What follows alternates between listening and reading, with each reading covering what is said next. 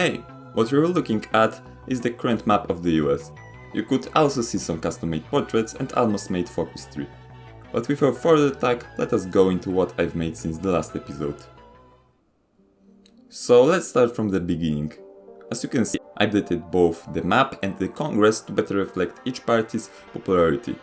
Is it a perfect map? Hell no! As you can probably hear from my accent, I'm not American. I'm Polish. So sadly, almost all of my information about the US comes from the internet. This map is a combination of pre-elections both in the Democratic Party and the Republican Party, with my boosting or nerfing each of the parties. You could ask why so many southern states are blue. The answer is that the Democrats are having a majority there in the first turn, but will lose to whatever the candidate the right side will have. Speaking of the parties, let me introduce you to them. And I didn't make emblems for them yet, so excuse me for this. The first one is the Progressive Party.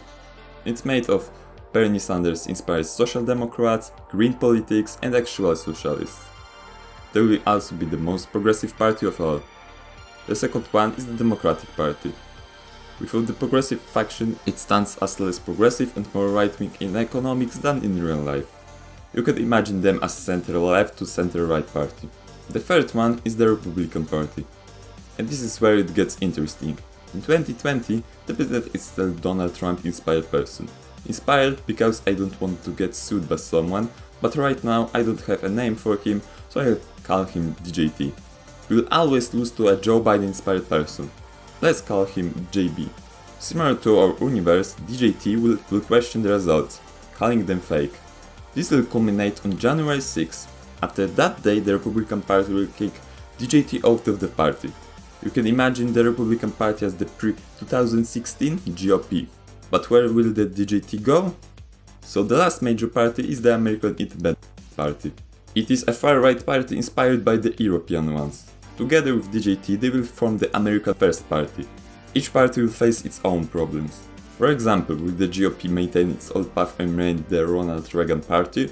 Or will they become economically left, but still conservative party, like Law and Justice Party in Poland? The choice is up to player. But let's look now at the portraits. Currently there's only one, and it won't be in the final game. It is the portrait of Grand Moff from Star Wars. I made it to test how well I can draw them, and I think I can make graphics for the game. I finally decided on the art style. I want this game to be done in pixel art. Partially because it looks good, but also because I can have pixelated things and not care. Also I will change how events, news and super events look. I also decided to change the end date. Originally I thought that 2025 would be perfect for it, but I quickly realized two problems with this date.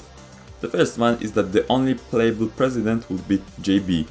The second one is that you could promise a lot of things to people without any consequences. Due to this, I moved it to January 20th, 2029, allowing players to become president if they don't play Democratic Party. The next thing is the focus tree. I almost finished it. Almost because effects don't happen, but almost everything else works. If you click on the focus, we can see the name, time to finish, prerequisites, description and the effects. As you can see, the window is movable. Believe it or not, but I didn't have a class for this. When I wanted to implement the fourth one, I said stop and coded the class function. Now I can add as many floating windows as I want. But let's click start button. You can see the focus name icon and even the time I represented on the button. After we wait 7 days, the next window will appear, informing us that the focus was completed. The next thing I made is updated Congress, and very little of Supreme Court. If you go into the Congress tab, you can see the party's popularity for the 2018 election. The Caucasus are also working. When you go to the second tab with currently the same icon, we get this. This is a very early representation of the Supreme Court. Among the different things I did were the party fanatics. You could notice that I expanded menus on the left. This is because I introduced the fanatics variable. They will vote for some party no matter what they do. In short, this value represents how many people will vote for your party no matter what you do. I also changed the polls to be less random.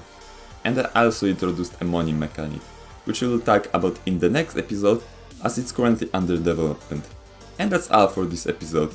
See ya in the next one. Bye!